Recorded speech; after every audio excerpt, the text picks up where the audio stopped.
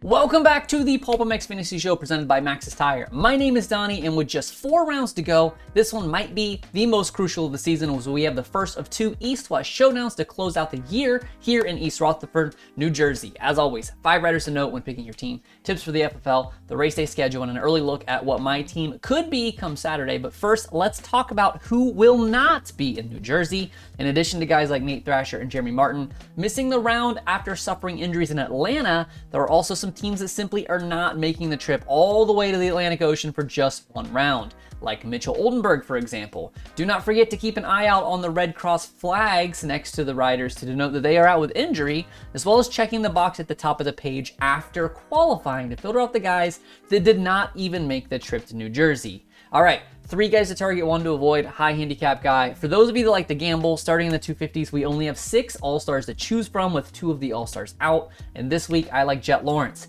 He has won just about everything with ease this year, and of the 2 Lawrence brothers, I think he has the better shot of salvaging if something goes awry early in that main event.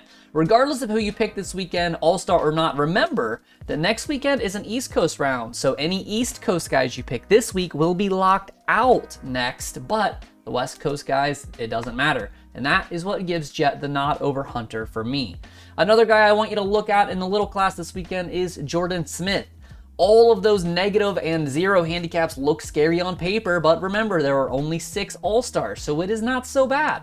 Jordan has been a lock this year and would easily be second in points if not for his Detroit DNQ. There is just simply no better value than that, especially from a guy with FFL potential. On to your 450s, honestly, every All-Star this week is incredibly pickable, but I am going Eli.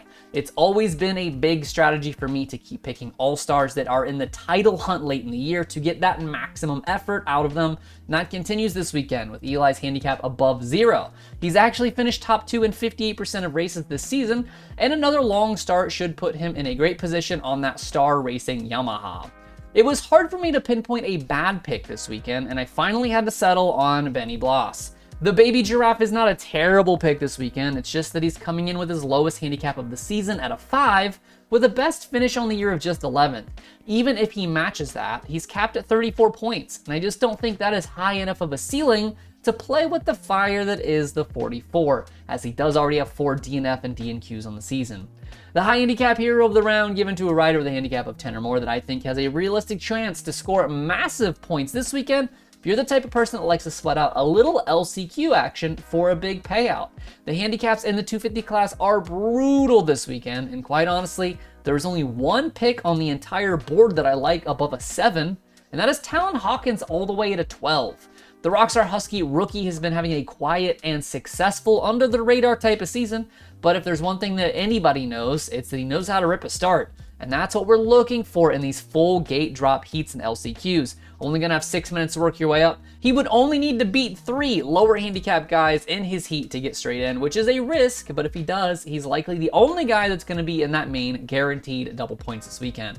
FFL this week is 2/3 of a lap, so I would go with your usual guys. 250s is most likely coming down to a Lawrence or RJ with an outside chance to Deegan or Smith on that Star Yamaha. Kenny took the 450 last weekend on that very short start, but Chase would have had it anywhere else, solidifying his spot as the top, with Eli as to the go-to guys, but I give the nod to the 3 with this long sweeping start at MetLife Stadium.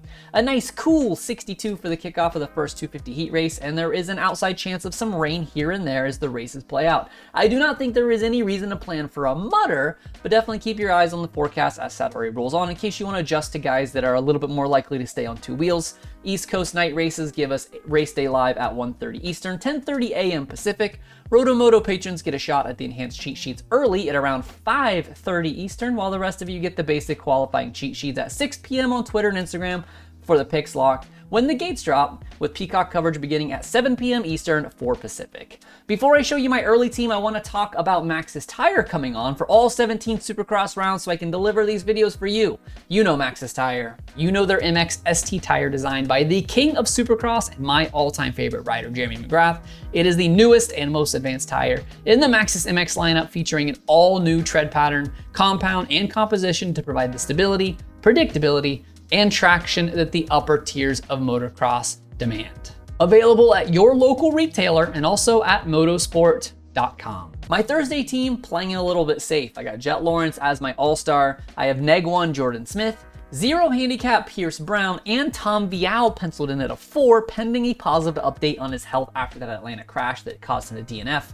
450 side, I have the number 1 at a 1, Big Brother Josh Hill at a 4, Sugar Shane McElrath with a 6, and Privateer Hero Josh Cartwright boasting a 10 handicap this weekend. The prize for the highest championship league score in New Jersey is a Joe Shimoda jersey, but if you're not great at fantasy, that is okay. If you want a chance to win an authentic race used and autographed memorabilia like this Jeremy Martin front number plate going out in April, consider joining me over on Patreon for just about $1 per week. Enter to win race used and autographed memorabilia, and insiders and above double their entries, as well as an exclusive podcast talking fantasy stats on every rider in the field and that enhanced cheat sheet that comes out every single Saturday. Links for that will be in the description below. Don't forget to follow at PulpMX Fantasy and at RotoMoto on both Instagram and Twitter for injury updates as the weekend rolls on, qualifying info, stats and banner throughout the race itself, and those fantasy cheat sheets once qualifying is done and wrapped. Thanks for watching the PulpMX show presented by Maxxis Tire. My name is Donnie. May your chiz chiz this weekend. Remember that 8 is great, and most importantly, literally, most importantly, no matter what,